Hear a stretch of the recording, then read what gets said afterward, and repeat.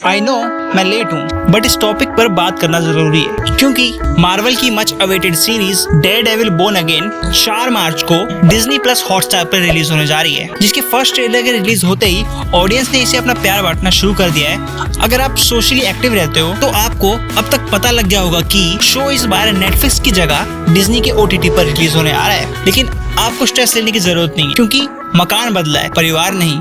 यानी सिर्फ नेटफ्लिक्स से डिज्नी पर आ रहे हैं, बट मार्केट से लेके प्यार, दोस्ती और दुश्मनी वही पुरानी रहेगी। बट इस बार शो में कुछ नए चेहरे भी दिखाई दे रहे हैं जिन्हें शायद से ही आपने पहले कभी देखा हो। तो मैं आज आपको बताऊंगा character to appears in Daredevil Born Again. शुरू करते हैं उन कैरेक्टर से जो पहली बार मार्वल के लाइव एक्शन में दिखेंगे। इस लिस्ट में सबसे पहले नाम आता है म्यूज का। ये एक साइकिक सुपर विलन है जो कि खुद को एक आर्टिस्ट समझता है। ये अपने आर्ट को बड़े ही यूनिक वे में लोगों के आगे रिप्रेजेंट करता है, बेसिकली रात के अंधेरे में दीवारों पर पेंटिंग बना के। अब आप सोच रहे होगे कि कुछ भी मत बोल, इसमें क्या यूनिक है? तो मैं बता दूं, म्यूज भाई पेंटिंग तो करते हैं पर लोगों के खून से, है ना यूनिक? मगर इससे भी ज्यादा यूनिक इसका मास्क है। कॉमिक में भी इसका मास्क सेम ही था, जिसे इस तरह से रिप्रेजेंट किया गया है कि खून वाली पेंटिंग बनाते बनाते म्यूज इतना ज्यादा उस आर्ट से ऑब्सेस्ड हो जाता है कि एक टाइम पर उसकी आंखों से खून आने लगता है। कॉमिक्स में म्यूज बेसिकली न्यूयॉर्क सिटी में ऑपरेट करता था, ऐसे दीवारों पर पेंटिंग बना के, जिसे हम ट्रेलर में भी देख सकते हैं जहां वो विल्सन फिस्क की पेंटिंग करते हुए देखा जा सकता है।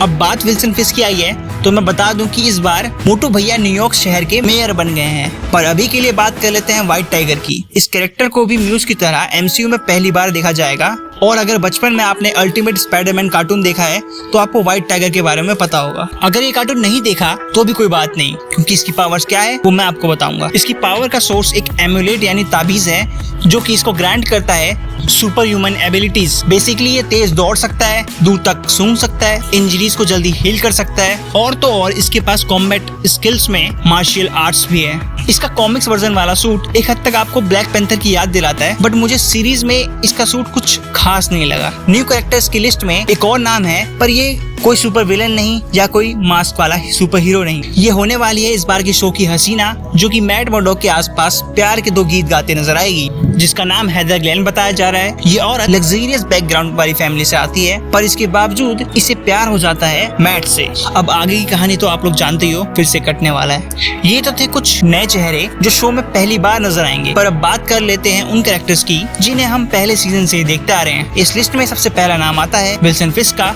जो अब गुंडागर्दी छोड़ के अपनी लाइफ में आगे बढ़ अब न्यूयॉर्क शहर के मेयर बन चुके हैं। और ट्रेलर में हमें विल्सन फिस्क के हाथ में ये रिंग दिखती है, जिससे ये कंफर्म हो जाता है कि विल्सन फिस्क की शादी वेनेसा के साथ हो चुकी है। लिस्ट में नेक्स्ट नाम पनिशर का है। ये कैरेक्टर आपको बहुत इम्प्रेस करेगा। ट्रेलर में इसका एक सीन दिखाया जाता है जहाँ ये मैट को डराते हुए उसे समझाने की कोशिश कर रहा है। जहाँ तक मुझे लगता है मैट पनिशर की हेल्प लेने आया है, क्योंकि शहर में कोई है जो लोगों को हर्ट करके उन्हीं के खून से दीवारों पर पेंटिंग कर रहा है। अब बात कर लेते कुछ और पुराने कैरेक्टर्स की। फॉगी एंड कैरन पेज, इन दोनों की भी शो में वापसी हो रही है, और फिर से इन तीनों कैरेक्टर्स को एक साथ में देख के नॉस्टैल्जिया फील होता है। But here is the sad news कि इन दोनों में से कोई मरने वाला है। As per my opinion foggy के मरने के चांसेस ज्यादा हैं। लिस्ट में लास्ट नाम आता है डेयरडेविल का, जो पिछले कई साल से डेयरडेविल नहीं बना है। ट्रेलर में हमें इसका रीजन भी पता चलता है कि डेयरडेविल से कुछ ऐसा हो गया था जिसकी वजह से उसने अब डेयरडेविल बनना ही छोड़ दिया है। अब वो मैट मर्डॉक बन के खुश है, पर ये खुशी ज्यादा दिन तक टिकी नहीं रहेगी। इस बार डेयरडेविल का सामना एक साइकिक सुपर विलन से होने वाला है। शो के डायरेक्टर की बात करूँ तो ये वही डायरेक्टर है जिन्होंने मार्वल की सीरीज लोकी डायरेक्ट करी थी। कहानी से हट के बात करूँ तो इस बार शो में एक्शन और भी ज्यादा ब्रूटल होने वाला है। शो भले ही R-rated ना हो, पर कुछ ऐसे सीन्स हैं जो अलग ही स्टेटमेंट देके जाते हैं। अब आप अपने ओपिनियंस कमेंट सेक्शन में जरूर बताना। अब मैं आपसे मिलूंगा अगली वीडियो में, तब तक के लिए एंजॉय।